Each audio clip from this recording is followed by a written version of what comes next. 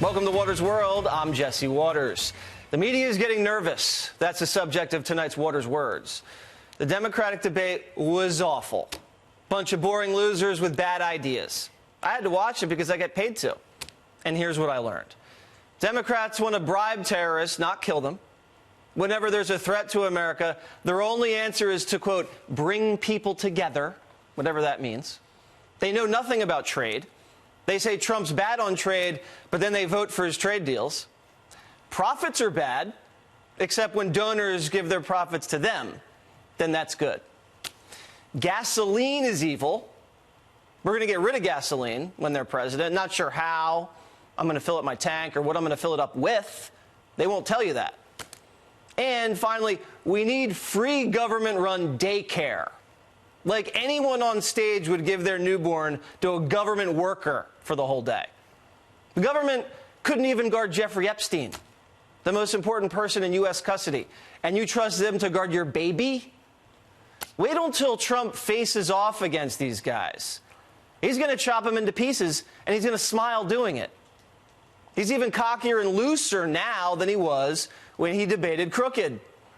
And he's racked up a record of accomplishments that he can talk about. Record economy, bigger paychecks, trade deals, cheap gas, no new wars, ISIS bombed away. It's going to be a bloodbath. Finally, the Democrats and the media are starting to see it. I didn't see anybody on the stage last night or in the ring that really said, I'm taking charge, I can be president, I can take on Donald Trump. There was nothing I saw tonight that would be able to take Donald Trump out. There was nothing tonight that, if you're looking at this thing, you say any of these people are prepared for what Donald Trump is going to do to us. They will mark this day, January 13th, as the day Donald Trump was reelected. Because once again, the Democrats, the liberals, the left, couldn't get it together. When Sharpton, Van Jones, and Michael Moore and I agree, it's got to be true. But the media hasn't thrown in the towel yet. They're going to fight to the death, even if it means fighting with each other. And cracks are starting to show. MSNBC is now attacking CNN. That's one of the reasons why Trump kind of wants you to watch CNN instead of MSNBC. Sure. Because he knows on MSNBC there will be no one defending him because we don't bring on liars. I don't bring on a liar. I won't do that. And there's no one on CNN who... Are you saying that to defend Trump, you have to lie? Yes. Absolutely. Of course. Absolutely. Of course. Yes. How else do you defend a liar? A pathological liar who lies about everything. You have to lie. So CNN has people on the payroll who they pay to tell their lies to the CNN audience in the middle of, a CNN hour for some number of minutes. Ooh, shots fired. This is rare. These cable channels don't usually go after each other like that. And here's what it tells you. MSNBC is getting desperate. The primetime ratings over there, they're down big, especially O'Donnell's, because their audience is depressed.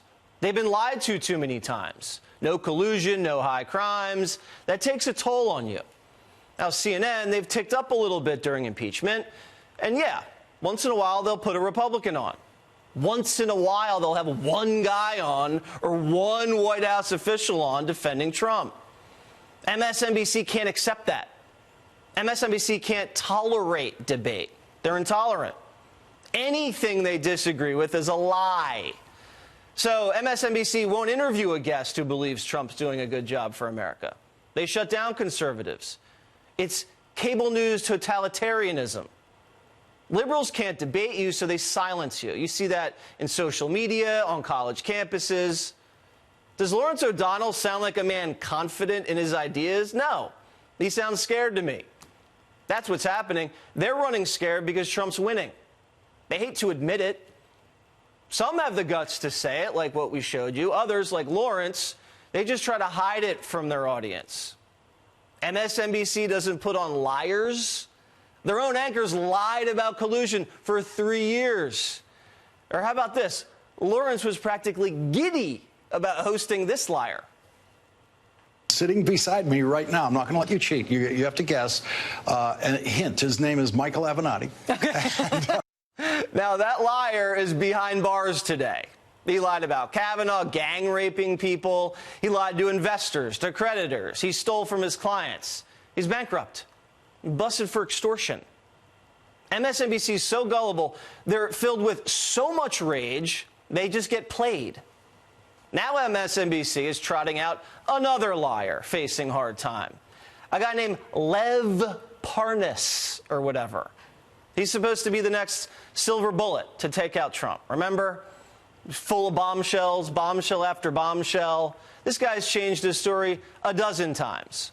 Turns out he's never even talked to Trump about Ukraine. Never.